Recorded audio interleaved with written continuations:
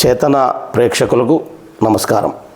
సూర్యాపేట అనాదిగా విద్యా కేంద్రం. ఇక్కడ ఎప్పటి నుండో విద్యారంగం బాగా అభివృద్ధి చెందింది. నిజాం కాలంలోనే సూర్యాపేటలో జిల్లా పరిషత్ ఉన్నత పాఠశాల స్థానంలో మల్టీపర్పస్ పాఠశాల ఉండేదని పూర్వం అక్కడ చదివిన వాళ్ళు చెబుతారు. అదే పాఠశాలలో సుభాని అనే ప్రధానోపాధ్యాయులు మొదలుకొని ఉత్తమ ఉపాధ్యాయ అవార్డు గ్రహీత, జాతీయ స్థాయి అవార్డు గ్రహీత కొల్లు మధుసూదన్ రావుల వరకు కూడా సూర్యాపేట జిల్లా పరిషత్ ఉన్నత పాఠశాల పాత రోజుల్లో విశ్వవిద్యాలయాన్ని తలపించేది. అలాగే ఆ పరంపర కంటే ముందుగానే స్వాతంత్ర పోరాట కాలంలోనే ప్రముఖ కమ్యూనిస్టు నాయకులు ఈ ప్రాంతాన్ని విద్యారంగంలో సంపన్నం చేయాలని భావించినటువంటి బొమ్మగాని ధర్మభిక్షం ఒక బ్రహ్మాండమైనటువంటి హాస్టల్ను, వసతి గృహాన్ని నిర్వహించి ఆ రోజుల్లోనే ఎందరో దొరలకు చదువు చెప్పినటువంటి సందర్భం సూర్యాపేట సొంతం. ఆ తర్వాత కాలంలో సూర్యాపేట ఎన్నడూ విద్యారంగంలో వెనుకబడి లేదు. విద్యారంగాన్ని సంపన్నం చేసినటువంటి యాదగిరి ఆచార్యులు, అట్లాగే సుదర్శన్ గారు మ్యాథమెటిక్స్, ఆ పరంపరలో అభ్యుదయ పాఠశాల, అభ్యుదయ అనేటువంటి ట్యుటోరియల్ ఏర్పాటు చేసినటువంటి నాగభూషణరావు గారు, వారి వారసుడుగా, వారి సేవల కొనసాగింపుగా సూర్యాపేటలో విద్యారంగంలోకి ప్రవేశించినటువంటి ఒక బ్రహ్మాండమైనటువంటి విద్యావేత్త, చదువరి శ్రీ అబ్దుల్ సత్తార్ గారు. ఈయన స్వగ్రామం ఇప్పటి మునగాల మండలం నరసింహులగూడెం. అక్కడ ఉండేవారు. కానీ తర్వాత హైదరాబాదులో ఇంజనీరింగ్ విద్యను మధ్యలోనే వదిలేసి సూర్యాపేటలో 1978లో బాపూజీ ట్యుటోరియల్ కళాశాల పేరుతో ఒక విద్యా సంస్థను ఏర్పాటు చేశారు. ఈ విద్యా సంస్థ మొదట పాత వెంకటేశ్వర టాకీస్ ప్రాంతంలో మున్సిపాలిటీ సమీపంలో మొదట ఏర్పాటు చేసి, ఆ తర్వాత ఎంఆర్ఓ ఆఫీసు సమీపంలో ఉన్నటువంటి వేణుగోపాల స్వామి దేవాలయం ఎదురుగా కొంతకాలం నడిపి, ఆ తర్వాత తహసీల్ కచీర్ వెనుక భాగాన ఉన్నటువంటి ఒక పెద్ద ప్రాంతంలో ఆయన కళాశాల నిర్వహించారు. సాధారణంగా పాత రోజుల్లో ట్యుటోరియల్స్ ఉండేవి. ట్యుటోరియల్స్ అంటే ట్యూషన్లు చెప్పే కేంద్రాలుగానే ఉండేవి. ఓ 10 మందో 20 మందో 30 మందో, గరిష్టంగా 50 మంది ఉండేటోళ్ళు.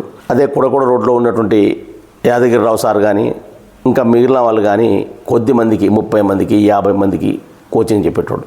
కానీ సూర్యాపేటలో ట్యుటోరియల్ కళాశాల అనే ఒక ట్రెండ్ స్టార్ట్ చేసింది మాత్రం ముమ్మాటికి సత్తార్ సారే. ఎందుకంటే అంతకుముందు ఎవరైనా ఒక్కటే ఒక సబ్జెక్ట్ చెప్పేటోళ్ళు.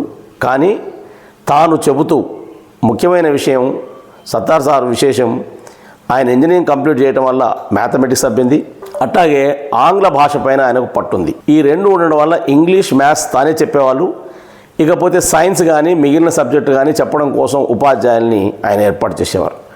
ఆ రకంగా ట్యుటోరియల్ అనేది కేవలం ట్యూషన్లు చెప్పే కేంద్రం కాకుండా ట్యుటోరియల్ కాలేజీ అనే ఒక ట్రెండ్ను ప్రారంభించి సూర్యాపేటలో దాదాపు విశేషంగా చెప్పంటే ప్రతి సంవత్సరం వేలాది మంది విద్యార్థులు ఆ కళాశాల నుంచి బయటికి వెళ్ళి ఉన్నతంగా ఉన్నటువంటి సందర్భం చరిత్ర మర్చిపోదు. సత్తార్ సార్ ఉదయం 6 గంటలకు ప్రారంభిస్తే రాత్రి 8 గంటల వరకు నిర్విరామంగా రోజువారీ దాదాపు 10-12 క్లాసులు ఎంగేజ్ చేసేవాడు. ఎక్కడ ఆయన గొప్పతనం అంటే, సాధారణంగా అర్బన్ విద్యార్థులకు ఇంగ్లీష్ బాగానే వచ్చేది. అట్లాగే గ్రామీణ విద్యార్థులకు ఇంగ్లీషు ఒక పెద్ద కొరకరాని కొయ్యేలాగా ఉండేది. ఎందుకంటే ఇంగ్లీషు అప్పుడప్పుడే ఈ ప్రాంతంలో అభివృద్ధి అవుతున్నది. 5వ తరగతి తర్వాత ఇంగ్లీషు ఓనమాలు నేర్పేవాళ్ళు. అందువల్ల ఇంగ్లీష్ అనేది 10వ తరగతికి వచ్చే వరకు చాలా క్రిటికల్గా ఉండేది, చదివే పరిస్థితి ఉండేది కాదు. వారికి కూడా సులభంగా ఎలా బోధించాలి ఇంగ్లీషును అనేటువంటి అనేక టెక్నిక్లు, అనేక జ్ఞాపకం ఎలా పెట్టుకోవాలి, అర్థం ఎలా చేసుకోవాలి, ఇలాంటి మొదలుకుంటే అనేక విషయాలు తేలికగా బోధపడేలా ఇంగ్లీష్ చెప్పడం వల్ల చాలామంది విద్యార్థులు ఆయన దగ్గర చదువుకునేవాడు.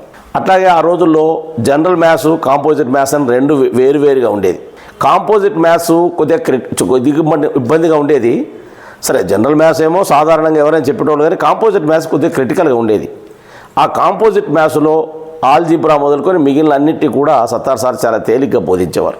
ఈ రకంగా అటు గణితము, ఇటు ఆంగ్లము రెండింటినీ బోధించడం వల్ల సత్తార్ సార్కు ఒక విశేషమైనటువంటి స్థానం సూర్యాపేట విద్యారంగంలో ఏర్పడ్డాయి. ఆయన ఒక దశాబ్ద కాలం పాటు 1978 మొదలుకొని 86 వరకు 8 సంవత్సరాలు నిర్విరామంగా కృషి చేశారు. అన్నింటికన్నా మించి రెండవ ట్రెండ్ సత్తార్ సార్ చేసింది రెండవ ట్రెండ్ ఏమిటంటే విద్యను మధ్యలో ఆపేసి ఇక తమ వల్ల కాదు ఈ చదువు అని ఇక తాము చదవలేమని ఆ రోజుల్లో బాగా నిరాశ పడేవాళ్ళు. అట్లా నిరాశ పడుతున్నటువంటి వాళ్ళ కోసం సత్తార్ సారు డైరెక్ట్ 10th అనే ఒక పథకాన్ని ఒక స్కీమును ప్రారంభించారు. అంటే ఏమి చదవకుండానే 14 సంవత్సరాల వయసు ఉన్న వాళ్ళు ఏకాఏకిన 10వ తరగతి చదివేటువంటి ఒక అవకాశం. సరే ఏం చదివిన వాళ్ళకు 10th రాయగలిగే ఎనర్జీ ఉంటుందా అంటే ఎంతో కొంత 6 చదివి 7 చదివి 8 చదివి మధ్యలో వదిలేసినటువంటి వాళ్ళ విద్యార్థులకు అదొక మహదావకాశంగా ఉండేది. అవసరమైతే సప్లిమెంటరీ పరీక్షలు రాసుకొని పాస్ కావచ్చు అని భావించేటువంటి సందర్భంలో ఆయన డైరెక్ట్ 10th ఏర్పాటు చేసి సూర్యాపేటలో 36 మంది విద్యార్థులు రాస్తే 3 విద్యార్థులు ఫస్ట్ క్లాసు 28 విద్యార్థులు సెకండ్ క్లాస్ వచ్చినటువంటి సందర్భం మొట్టమొదటిసారిగా రికార్డ్ అయింది.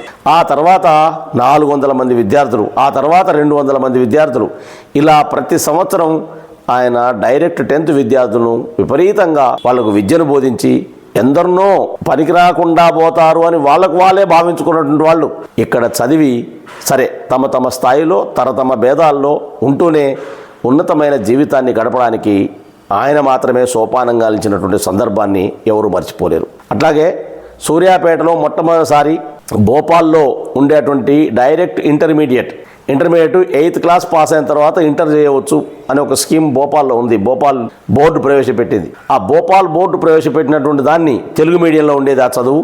కాకపోతే పుస్తకాలు ఇంగ్లీష్ మీడియంలో ఉండేది, తెలుగు మాధ్యమంలో చెప్పవలసి వచ్చేది. ఆ తెలుగు మీడియంలో ఉన్నటువంటి దాన్ని ఆసరాగా చేసుకొని సూర్యాపేట నుంచి 120 మంది విద్యార్థులను చదివించి భోపాల్లో 3 నెలల పాటు ఉండి పరీక్షలు రాయించి తీసుకొచ్చిన సందర్భం. చాలామంది విద్యార్థులకు ఆ రోజులో ఒక అపోహ ఉండేది ఏమిటంటే భోపాల్లో పరీక్షలు రాస్తే చూసి రాస్తారు అనే ఒక అపోహ ఉండేది. అది పచ్చి అబద్ధం. భోపాల్ పరీక్షలు చాలా స్ట్రిక్ట్గా ఉండేవి. ఇక్కడ బోధన కూడా అంతే స్ట్రిక్ట్గా జరిగేది. దాదాపుగా మరొకటి ఏమిటి అంటే సూర్యాపేటలో అప్పట్లో అందరూ కూడా స్లాబ్ హౌసెస్ ఉండేవి కళాశాలలన్నీ.